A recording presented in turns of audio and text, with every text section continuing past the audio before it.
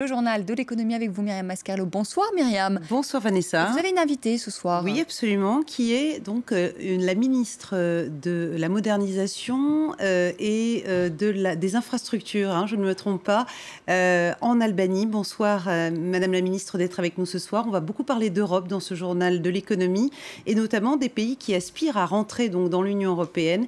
Et nous allons donc en parler dans quelques minutes ensemble, avant peut-être de commencer par ce qui fait vraiment l'actualité aujourd'hui sur le vieux continent.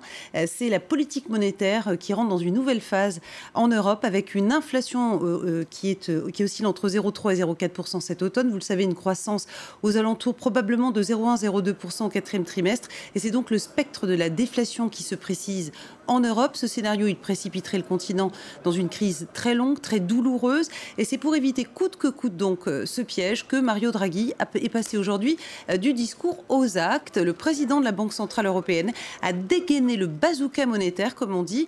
La Banque centrale européenne a commencé à racheter concrètement et en masse de la dette privée, essentiellement des prêts bancaires. L'objectif, c'est de mettre plus de liquidité dans le système pour rendre l'argent moins cher.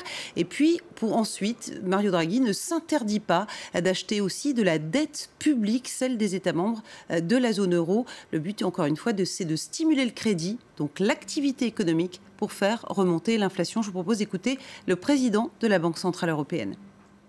C'est un mélange de plusieurs politiques qui doivent ramener la croissance et l'inflation sur le bon chemin. Nous allons prendre nos responsabilités et utiliser ces outils. Nous devons faire remonter l'inflation aussi rapidement que possible, conformément à notre mandat. Il faut restaurer la stabilité des prix. Voilà, un bazooka monétaire que les marchés ont apprécié aujourd'hui, puisque pour eux, une Europe en déflation, c'est une menace sur l'ensemble de la croissance mondiale. Regardez les chiffres. Paris a pris 2,67% ce soir, Francfort plus de 62%, Londres 1,08%.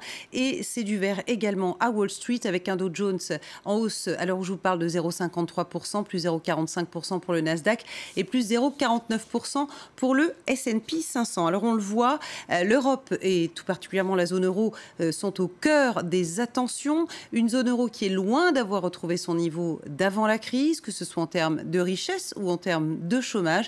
Et c'est dans ce contexte difficile que le nouveau président de la Commission européenne, Jean-Claude Juncker, a prévenu: pas question d'ouvrir les portes de l'Union à de nouveaux membres pendant sa législature, c'est-à-dire jusqu'à 2019.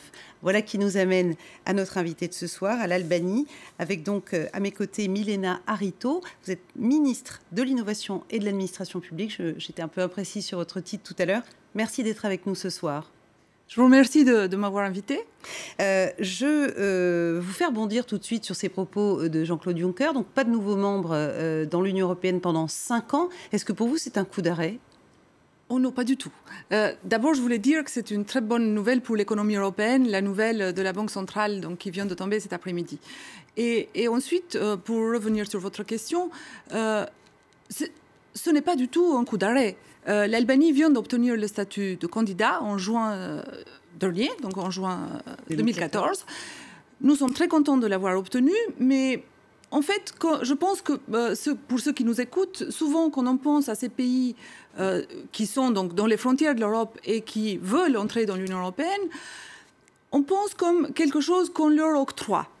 En fait, il faut être très conscient, vu de nous, qu'on fait énormément d'efforts pour avancer dans cette voie de l'adhésion à l'Union européenne. Donc pour nous, l'Albanie, on a fait énormément d'efforts sur 2 ou 3 ans pour obtenir ce statut de candidat, avec un cadre européen très précis qui nous est mis pour nous donner donc ce statut de pays candidat.